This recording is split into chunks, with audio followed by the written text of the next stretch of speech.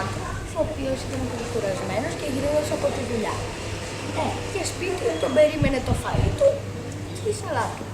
Δοκιμάζει τη σαλάτα και επειδή είχε παράξενη γεύση, ρωτάει τη γυναίκα. Γυναίκα, είσαι σίγουρη ότι έπινες καλά τη σαλάτα? Βεβαίως, λέει εκείνη προσβεβλημένη. Δεν βλέπεις τις σαπουνάδες?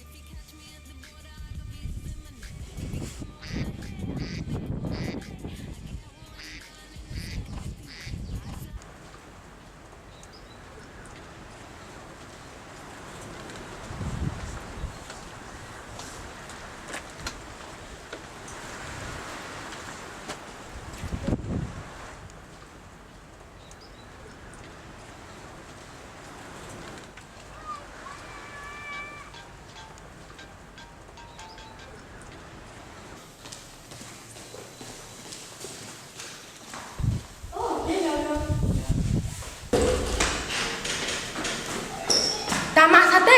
Φεύγει ο Φώτης.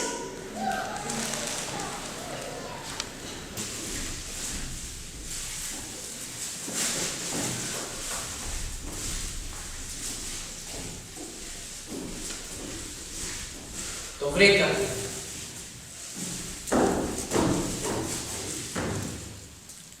Λοιπόν, θα του φτιάξουμε ένα μυστικό βίντεο. Με αυτόν τον τρόπο θα του δείξουμε πόσο σημαντικός είναι για μας και μερικές από τις αναμνήσεις που είχαμε. Έτσι θα φύγει χαρούμενος και θα μας θυμάται και θα το θυμόμαστε. Καλή ιδέα. Ωραία.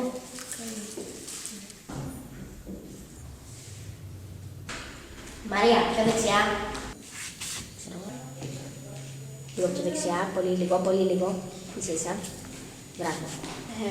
Αριστερά. Λίγο πίσω. Κι άλλο. Κι άλλο. Φώτη, σε σένα θα μου λείψει η φιλία που είχαμε μαζί, οι φόρτες μας, τα ταξίδια που πηγαίναμε με τον Όμιλο. Θα μου λείψει από τον Φώτη παρέα. Από τον Φώτη θα μου λείψουν πάρα πολλά, διότι ήταν ο καλύτερος φίλος που είχα μέχρι τώρα. Τίποτα. Απολύτως τίποτα. Ήταν ένα μεγάλο μηδενικό στη ζωή μου. Σχεδόν το πάντα. Η πιο ιδιαίτερη στιγμή μας ήταν όταν βγαίναμε βόλτες μαζί, δηλαδή όλες οι βόλτες ήταν ιδιαίτερες. Ότι, να πω την αλήθεια, όλες οι στιγμές που έζησα μαζί σου ήταν ιδιαίτερες. Δεν έχω μία συγκεκριμένη. Το ραντεβού μας. Δεν ξέρω. Δεν έχω ιδέα. Μία μέρα στην αυλή του σχολείου. Καθόμασταν στο ίδιο φρενείο. Γνωριστήκαμε επειδή μία από τις φίλες μου είναι η κοπέλα του. Γνωριστήκαμε στα μαθήματα αγγλικών. Θυμάμαι που γνωριστήκαμε στο σχολείο, αλλά δεθήκαμε πιο πολύ στον Όμιλο. Για μένα ο Φώτης σημαίνει πάρα πολλά και πιο σημαντικά μου σημαίνει για μένα ένας πάρα πολύ καλός φίλος. Ο Φώτης για μένα σημαίνει ένας καλός φίλος.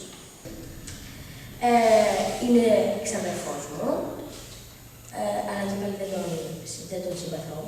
Για μένα, Φώτη, σημαίνεις πάρα πολλά. Είσαι ο καλύτερος μου φίλος. Ο Φώτης είναι το αγόρι μου και μου σημαίνει πολλά. 1, 2, 3. Καλό